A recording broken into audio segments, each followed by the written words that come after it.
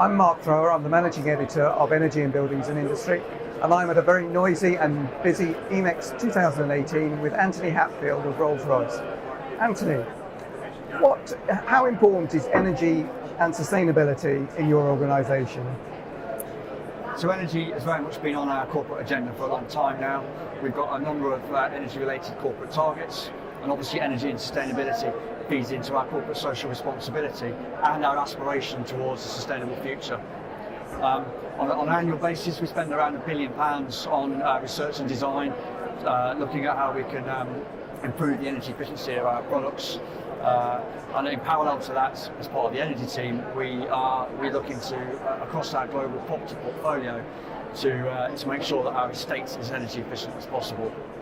So this is on a global scale, not just in the UK? On a global scale, absolutely. We're conscious that energy is a variable element, so for every kilowatt hour that's saved, that's a cost saving to Rolls-Royce. Similarly, for every kilowatt hour that we can reduce our impact on the global climate change. We're also very much aware that having green credentials is a key requirement to attract and retain the future workforce. And it's Rolls-Royce's desire to be able to stand shoulder to shoulder with other high brand value organisations on energy and sustainability. So what do you see as the major trends coming up for energy efficiency in the coming years? So I think electrification for us is a fairly major trend. It's certainly something we've seen internally. We've created a new business unit focusing specifically on the electrification of our future products. Similarly, from my perspective as an energy manager, we're very much aware of the decarbonisation of the grid. We're actively looking at green procurement now, obtaining green supplies with we go back green supplies, right. And also looking at on-site generation so that we can decarbonise our electricity supplies. And we're very much looking forward to moving away from the traditional fuels of steam, gas and oil and moving more towards electricity. I think it's also worth noting as well that the electrification of vehicles, we're certainly seeing a large increase in electric vehicles of staff and employees, and that demand for charging points is growing, and we're trying to meet that demand on a global scale now, installing charging points. And that's something that's coming in throughout the UK, is it? It's a personal demand. Yeah, absolutely. The various company car drivers have sort of led the way there, and they've built that demand in the UK, but we're also seeing that globally now with installing charging points all around the world.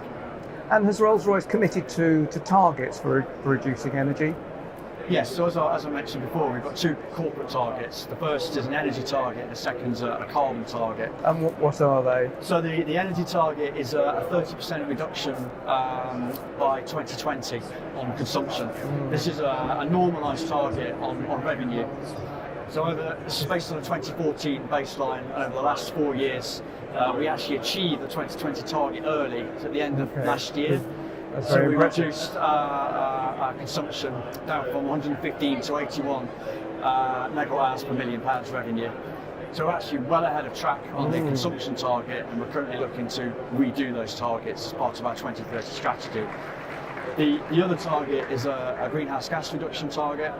This one's been a little bit more challenging. I'm sure. It's a 50% reduction on the 2014 baseline. That's a very ambitious target. It is, but over the last 4 years, we've reduced greenhouse gases by around 20%, and over the next 2 to 3 years, I anticipate us achieving our target early again through a mixture of on-site generation, looking at virtual power purchase agreements, and also looking at green procurement. And how does the company manage that change to a more energy efficient company? Well, we've got a global team of 3 energy managers sat in our energy team, and we're based around the world in the different regions. So we help to facilitate and deliver energy reduction projects in those localised areas. We also work in conjunction with our procurement teams who help us to roll out larger scale programmes of energy reduction and sustainability. Over the years, we've built a certain amount of credibility and quite a good reputation of delivering quality projects in regards to energy.